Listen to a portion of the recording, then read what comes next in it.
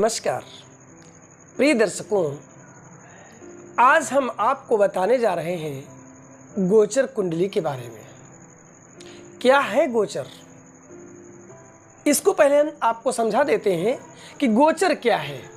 गोचर यानी अंग्रेजी में इसको हम ट्रांजिट कह सकते हैं। कौन सा ग्रह आपकी लग्न कुंडली में किस राशि में था और आज किस राशि में है, इसे ही हम गोचर कहते हैं। बहुत ही सरल विधि से मैं समझा रहा हूं कि आप स्वयं अपनी कुंडली देख सकते हैं और अपना गोचर समझ सकते हैं कि कौन सा समय तुम्हारे लिए कितना अच्छा है और कितना खराब है। अगर अशुभ समय है तो सावधान हो जाइए, उसके लिए दान पुण्य उपाय मंत्र जप जो भी है कर लीजिए, और अगर अच्छा समय है तो परमात्मा को धन्यवाद दीजिए। शेष जब तब मंत्र जप बीज मंत्रों का जब तब भी किया जा सकता है, इससे उसके फलों में वृद्धि ही होगी, अच्छा ही होगा। चलिए आ जाते हैं अपने मेन बिंदु पर, उसे आप समझ लीजिए। देखिए, हमने एक कुंडली ले ली है और ये कुंडली ऊपर लिख दिया है मैंने जन्म दिनांक 19 फरवरी 2007, यानी ये ऐसे जातक की कुंडली है जिसका जन्म 19 फरवरी 2007 और उसका जन्म का समय 11:25 यानी दोपहर में AM। अब आप समझिए, जब उसका जन्म हुआ था तो उस समय ग्रहों की स्थिति इस लग्न कुंडली के आधार पर क्या थी। देखिए, यानी जो समय निकाला गया उस समय वृषभ लग्न, जिसको वृष लग्न भी बोलते हैं, वृषभ लग्न था। समय और तारीख ध्यान रखिएगा। ये जो कुंडली हम लेके आए हैं इसमें वृषभ लग्न की कुंडली है ये। अब इसमें कौन सा ग्रह कहां पर उस समय बैठा हुआ था? जब इस जातक का जन्म हुआ था तो आप देख सकते हैं वृषभ लग्न की कुंडली में शनि कर्क राशि में अर्थात तृतीय भाव में बैठे हैं, जबकि केतु चतुर्थ भाव में यानी सिंह राशि में बैठे हैं, जबकि गुरु वृश्चिक राशि में सप्तम भाव में बैठे हुए हैं, जबकि मंगल नवम भाव में मकर राशि में बैठे हुए हैं। चार ग्रह बुध सूर्य चंद्र राहु, ये चार ग्रह कुंभ राशि में और दशम स्थान पर जाकर बैठे हुए हैं, जबकि शुक्र एकादश भाव में मीन राशि के होकर बैठे हैं। वैसे तो इस कुंडली में हम विश्लेषण इसका नहीं करने जा रहे हैं, ना ही इसके बारे में कुछ बताने जा रहे हैं, केवल हमारा मुख्य बिंदु गोचर है। सो आज हम केवल गोचर के बारे में ही आपको बता रहे हैं। देखिए, आज की हमने जो ताजा यानी वर्तमान स्थिति है, ग्रहों की जो इस समय की स्थिति है, वो हमने इधर आज का गोचर निकाल लिया है, यानी आज की डेट 20 मई 2022, ये आज के ग्रहों की स्थिति मैंने इधर आपको लिख दिया, निकाल दिया है, जिससे आपकी समझ में आ जाए। अब मन में एक प्रश्न उठता है कि हम कैसे जानेंगे आज के ग्रहों की स्थिति। कुंडली तो मेरे पास है, आप कह सकते हैं कि मेरे पास कुंडली तो है, लेकिन आज के ग्रहों की स्थिति हम कैसे जानेंगे? तो इसके लिए हम बता दें आपको, बहुत ही साधारण विधि है और उसे आप स्वयं जब चाहे तब और जिस वक्त चाहे उस वक्त की आप गोचर स्थिति को निकाल सकते हैं 1 मिनट के अंदर। 1 मिनट के अंदर कैसे? इतने ऐप मोबाइल में अब आ गए हैं, इतने सॉफ्टवेयर आ गए हैं। एक ऐप उसको आप नोट कर लीजिए। वैसे तो बहुत सारे ऐप हैं, लेकिन मैं जो प्रमुख ऐप इस समय सबसे ज़्यादा चल रहा है, सर्वाधिक प्रचलन में है, उस ऐप को हम बता रहे हैं। उसका नाम है हिंदू कैलेंडर। आप हिंदू कैलेंडर ऐप डाउनलोड कर लीजिए और उसमें कुंडली ऑप्शन को आप खोलेंगे।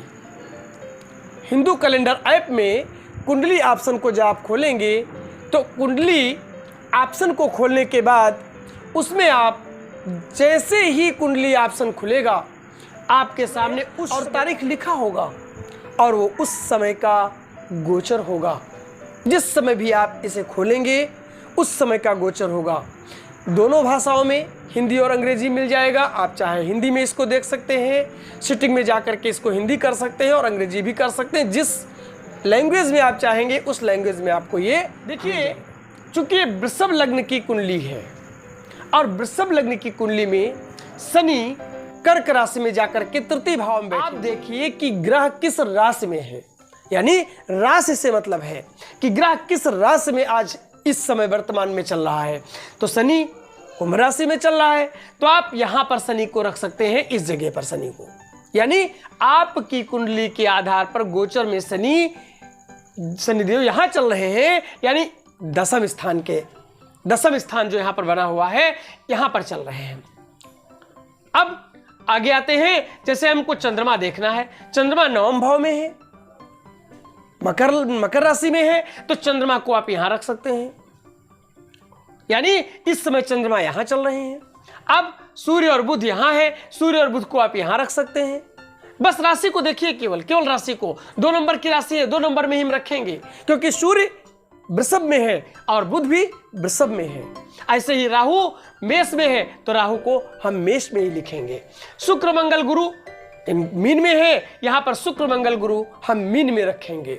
यही गोचर है, इसे ही तो समझना है। अब थोड़ी सी कुछ विशेष बातें आपको हम पहले बता देते हैं, उसको समझ लो, उसके बाद हम इसके बारे में जानकारी आपको बता देंगे मुख्य कि आप आराम से अपने बारे में समझ सकते हैं। देखिए, मैंने नीचे लिख लिया है योग कारक और अकारक। पहले अपनी कुंडली में आप ये देख लें कि आपकी कुंडली में जो ये ग्रह बैठे हुए हैं, कौन से ग्रह आपके लिए योग कारक है और कौन से ग्रह आपके लिए अकारक। अब यहां पर हम इस कुंडली के आधार पर पहले आपको हम समझा देते हैं, उससे आप समझ लीजिए। देखिए, हमेशा याद रखो, एक सूत्र है कि अब लग्न देखिए, जो लग्न आपकी है उस लग्न का जो भी मित्र होगा, यानी लग्न का स्वामी के जो मित्र होंगे वो हमेशा योग कारक, अधिकांशतः योग कारक ही होते हैं, और लग्नेश के जो शत्रु होंगे वो अकारक अथवा आप उन्हें मारक भी कह सकते हैं। अब कुछ ग्रह तटस्थ भी हो जाते हैं, जो ना तो योग कारक है और न ही अकारक हैं। हम इस कुंडली के आधार पर आपको समझाने का प्रयास करते हैं और आप इसे समझ सकते हैं। कुंडली में आप जानते हैं कि लग्न और पंचम और नवम ये सबसे शुभ स्थान माने गए हैं। लग्नेश को यानी लग्न को, और पंचम को और नवम को। चूंकि लग्न स्वयं तुम हो, तुम्हारा शरीर है, और पंचम तुम्हारा, ये दोनों त्रिकोण हैं और ये हमारा केंद्र त्रिकोण माना जाता है। इस आधार पर ये तीनों ही हम शुभ मानते हैं। अब यहां पर देखिए, वृषभ लग्न का स्वामी होता है शुक्र। वृषभ लग्न का स्वामी होता है शुक्र, और शुक्र के मित्र कौन कौन है? शुक्र के मित्र शनि है, शुक्र के मित्र बुध है, और शुक्र के मित्र, देखिए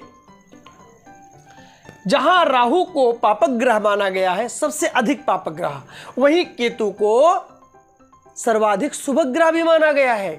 अब कहेंगे केतु को शुभ ग्रह क्यों माना गया है? तो आपको बता दें, क्योंकि अगर इसका शुभ ग्रहों से संबंध बन रहा है तो यह अतिशीघ्र और सबसे ज्यादा शुभ फल देता है और तुरंत देता है, विलंब नहीं करता। जबकि राहु अगर कहीं पापक ग्रह ही है और पापक ग्रहों के साथ युति हो जाए, पापक ग्रहों की दृष्टि पड़ जाए, तो सर्वाधिक कष्टदायक बन जाते हैं, शनिवत। अब यहां पर आपको हम बता दें, एक एक ग्रहों के पहले हम योग कारक बताते हैं। तो सबसे पहले लग्नेश शुक्र, जो कि यहां पर एकादश स्थान में उच्च का होकर के बैठा है, इसको हम उच्च की संज्ञा देंगे, क्योंकि यहां पर मीन का शुक्र उच्च का होता है और कन्या का शुक्र नीच का होता है। तो यहां पर शुक्र उच्च का है, तो हम शुक्र को हम योग कारक में लिख सकते हैं, इसमें कोई दिक्कत नहीं है। अब शुक्र के बाद हम आ जाते हैं, 2 के लग्न के बाद दूसरा स्थान है बुध, यानी 3 और 6, इन दोनों का स्वामी बुध होता है। जाकर के एकादश में मित्र के घर बैठा हुआ है, केंद्र त्रिकोण राजयोग बना रहा है, अत्यधिक शुभ है। तो हम यहां पर बुध को भी शुभ कहेंगे, यानी बुध भी योग कारक है। और भी इसके कारण है, क्योंकि यहां पर त्रिकोण का स्वामी भी बन रहा है और केंद्र त्रिकोण तो बन ही रहा है, इसलिए बुध योग कारक ग्रह है।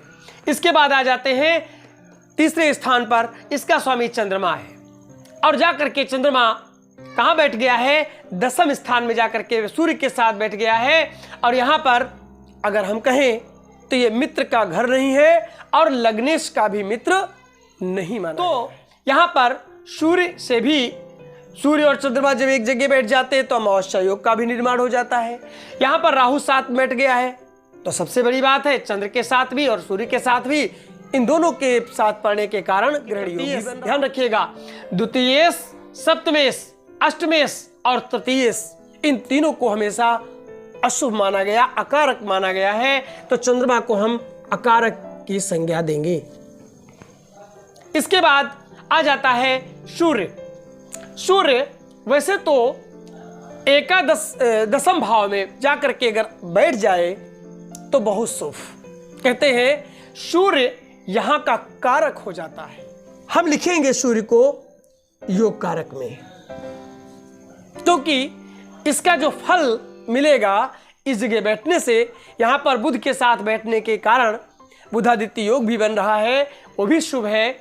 और शनि के साथ अगर कहीं संबंध अच्छे हो जाते, तात्कालिक मित्रता हो जाती, तात्कालिक मित्रता पहले बताई है मैंने, तात्कालिक मित्रता भी नहीं बन रही है।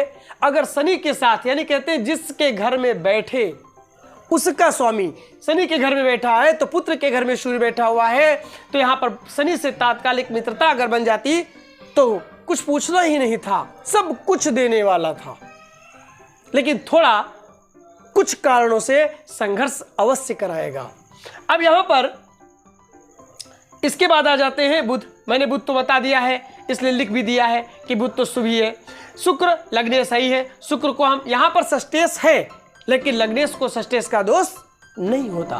और दूसरी चीज, शुक्र बैठा भी उच्च में है, हर महीने में शुक्र बहुत ही शुभ है, इसलिए और शुक्र इस कुंडली के आधार पर सब कुछ देने वाला है, सारे सुखों को देने वाला है। यहां पर शुक्र को इसीलिए मैंने योग कारक में लिखा है। अष्टम, ये स्थान 8 नंबर, इसके स्वामी हो जाते हैं मंगल। अब मैं बता दूं, इस कुंडली में सर्वाधिक मारक केवल मंगल देव हैं, याद रखिएगा। किंतु मंगल की स्थिति इस कुंडली में जाकर के भाग्य स्थान में उच्च के हो गए हैं। अब एक बात आपको हम बता दें, उसे हमेशा ध्यान रखो, चाहे जो कुंडली हो, हमेशा उस कुंडली में ध्यान रखो कि अगर कोई भी अकारक ग्रह उच्च का होकर बैठ जाए तो उसके जो दोष है, जो उसके दुर्योग हैं, उन दुर्योगों में कमी हो जाती है, क्योंकि उच्च का कोई भी ग्रह हो वो शुभ फल ही देता है, यानी शुभ। और फिर भाग्य स्थान में जाके बैठ जाए, क्या पूछना। तो यहां पर हम मंगल को, चूंकि उच्च का होकर के बैठा है और यहां पर है तो 1 और 8 यानी मारक है, बैठा है उच्च और भाग्य स्थान में। लेकिन चूंकि ये मारक दोनों तरफ से, यानी द्वादशेश होकर के भी, इधर सप्तमेश होकर के भी, दोनों तरफ से मारक है, हम इसको मारक की संज्ञा में ही लिखेंगे।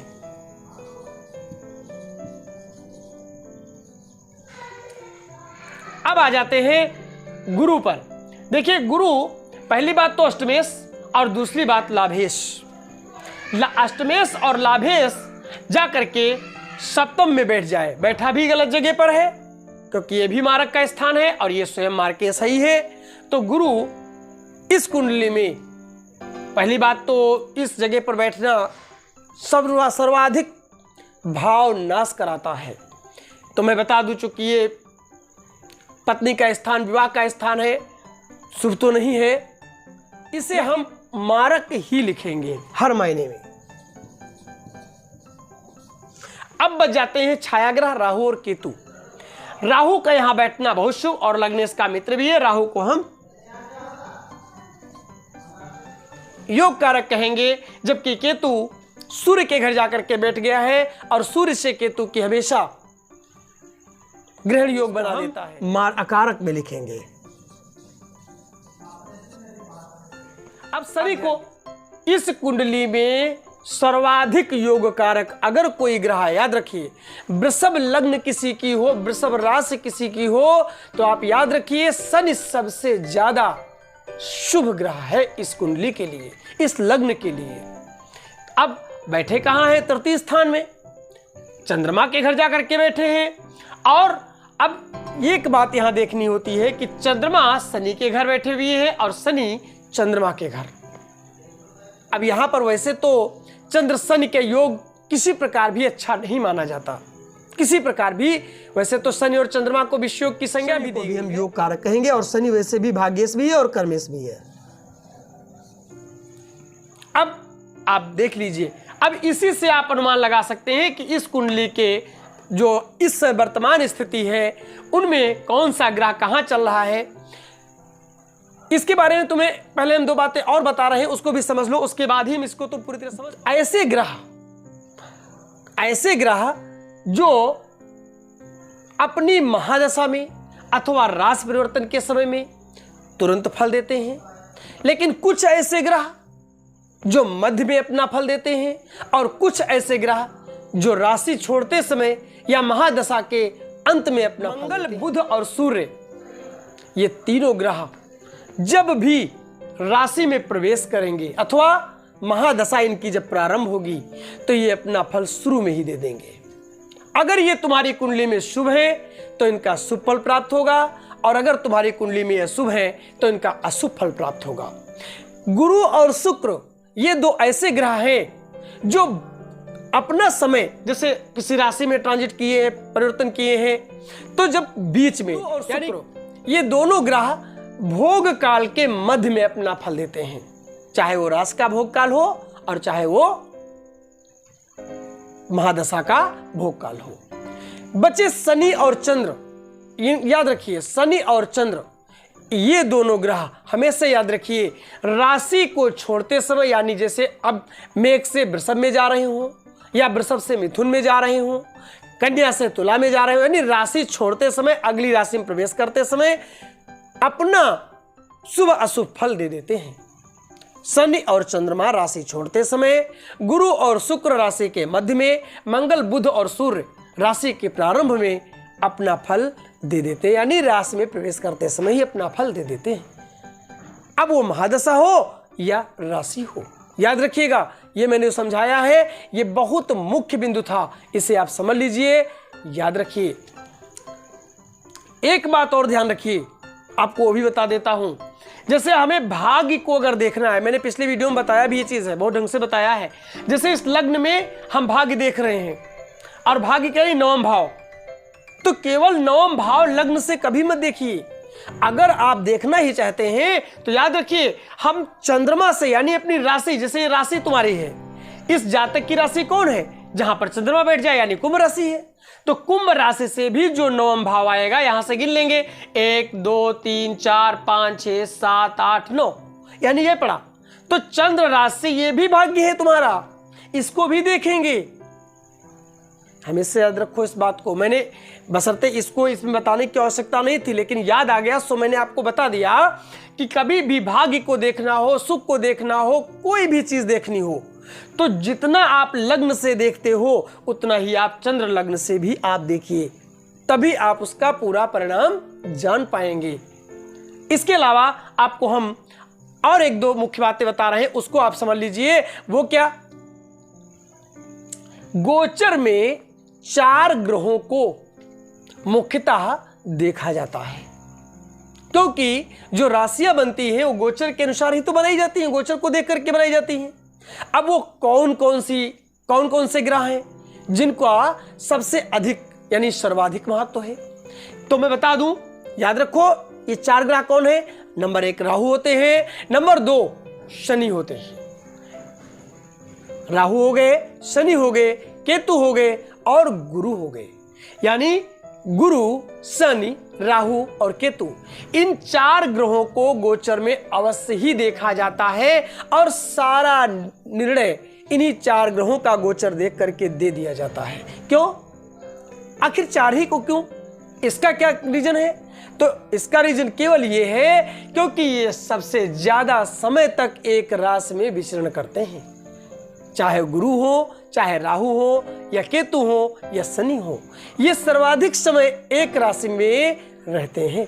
इसलिए इन 4 का जो फल है वो विशेष करके अधिक प्राप्त होता है और मालूम पड़ता है जीवन में कि हमें किसका फल प्राप्त हो रहा है। इसलिए इन ग्रहों को देख करके ही गोचर में फलादेश कर दिया जाता है। तो मैंने मुख्य बातें मैंने बहुत ही सरल तरीके से आपको समझाया है, और अगर आपने जरा भी कोशिश की तो उम्मीद करता हूं आपको विधिवत समझ में आया होगा। शेष इसके बारे में एक बात आप शेष बची हुई है, वो भी आपको हम समझा देते हैं, उसे भी आप समझ लीजिए। वो क्या? जैसे गोचर में ग्रह, अब मान लीजिए एक ग्रह मैं ले लेता हूं, सबसे पहले सूर्य को। अब सूर्य यहां पर और बुध दोनों ही बैठे हुए हैं। हम सूर्य और बुध दोनों लग्न में यहां रख देते हैं, यानी वो लग्न में इस समय गोचर में है। आप समझिए, गोचर में इस समय लग्न में सूर्य भी है और बुध भी है। और अगर मान लीजिए इनकी दशा भी चल रही हो, सूर्य की या बुध की, किसी की भी, क्योंकि दशांतर दशा में अपना विशेष फल देते हैं, ध्यान रखिएगा। तो अगर इनकी दशा भी चल रही है, अब याद रखिए, यहां आइए और इस पर विचार कीजिए योग कारक और अकारक पर। अगर बुध, अब बुध और सूर्य देखिए, सूर्य को मैंने तटस्थ की संज्ञा दी है, जबकि बुध को मैंने योग कारक बताया है। ध्यान दीजिएगा यहां पर। अब बुध योग कारक और सूर्य को सम मान लिया है, तटस्थ मान लिया है, तो इसलिए बुध और सूर्य दोनों ही योग कारक में हमने लिख दिए। अब अगर इनमें से किसी का भी समय चल रहा है, अथवा इनमें से किसी का भी तुम फल जानना चाहते हो कि सूर्य मुझे इस समय कैसा फल दे रहे हैं, बुध मुझे कैसा, तो बुध के बारे में तो विचार ही नहीं करना है, क्योंकि वो केंद्र त्रिकोण का स्वामी है, भाग्येश का स्वामी हो, लग्नेश का स्वामी, इनके बारे में तो विचार करना ही नहीं है। इनको तो बिना आंख बंद करके आप बता दीजिए कि आपका समय अच्छा चल रहा है। बस कुछ बातें होती हैं जो कारक ग्रह इसमें कहीं भी अच्छी जगह पर बैठा हुआ है। ध्यान रखिएगा, मेरी इस बात का भी ध्यान रखिएगा कि 6, 8 और 12 इनमें जाकर के अगर कोई ग्रह बैठ जाए तो उसके परिणाम अच्छे नहीं मिलेंगे। उनके परिणाम 12 में बैठना बहुत शुभ, 6 में बैठ जाए शुक्र बहुत शुभ। जबकि लग्नेश कोई भी ग्रह किसी भी केंद्र में, केंद्र त्रिकोण में अगर बैठ गया है तो उसके परिणाम याद रखिए हमेशा शुभ मिलेंगे, अच्छे मिलेंगे, बढ़ चढ़कर। अकारक ग्रहों की स्थिति आपकी अगर कहीं भी हो, कहीं बैठे हो और 6, 8, 12 में बैठ जाएं तो निश्चित ही जीवन में बहुत बड़ा संघर्ष करा देंगे, यहां तक कि बड़े से बड़ा कष्ट भी दे देंगे। और अगर यही ग्रह, अकारक ग्रह कहीं भाग्य में जाके बैठ जाए, जैसे मंगल यहां बैठे हुए हैं भाग्य में, जबकि अकारक है, तो इनका जो फल है, जो इनका अशुभ फल है, उस अशुभ फल में कमी होगी, बहुत कमी हो जाएगी। लेकिन इसके बारे में और भी चीजें देखी जाती हैं, वो सब आने वाले समय में बताएंगे। तो उम्मीद करता हूं कि जो बात मैंने मुख्य तौर से आपको समझाई है समझ में आ गई होगी कि मेन मुख्य चीज यही है केवल कि योग कारक कौन से ग्रह हैं, अकारक कौन से ग्रह हैं, और कौन से ग्रह जाकर के इसमें कहां बैठ जाएं। तो योग कारक होंगे तो योग अच्छा फल देंगे, और अगर अकारक होंगे तो अशुभ फल देंगे। मुख्य बात केवल इतनी सी, इसको समझ लीजिए। और ये आपको मैंने समझा ही दिया है कि किस प्रकार से आप गोचर देखते हैं। गोचर मैंने बना ही दिया है, समझा करके बना दिया है, और जो मैंने ऐप बताया उस ऐप के माध्यम से भी आपको मैंने समझा दिया है, और अब आप समझ गए होंगे। तो आज इतना ही। अगर कोई चीज समझ नहीं आई है तो निश्चित रूप से आप हमसे कमेंट कर सकते हैं, पूछ सकते हैं। मैं पूरा प्रयास करूंगा कि आपको मैं समझा सकूं। नमस्कार।